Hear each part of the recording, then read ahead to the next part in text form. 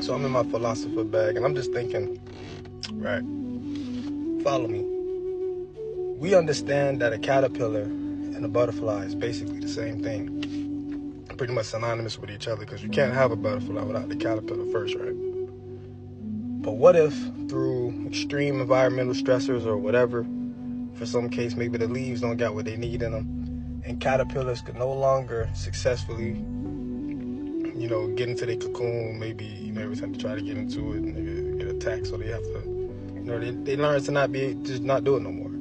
And, from this, they no longer can turn into the butterfly, right?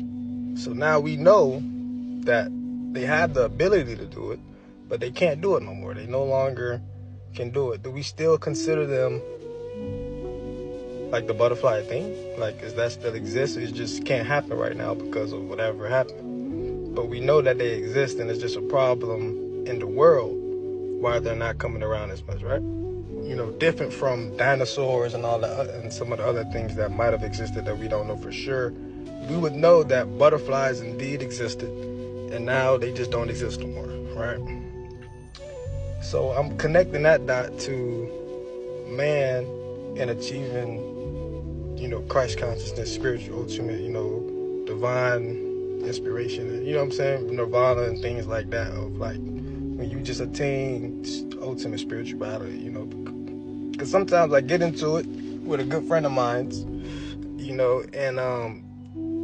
and I be telling them, I feel like Christ and Jesus, he came to not for us to worship him in the sense that we do, but to embody him and really understand that, the things he says it a couple times where it's like, hey, the things I'm doing, man, you can do it too. You just got to believe in yourself, and you just got to know that you can, and things like that.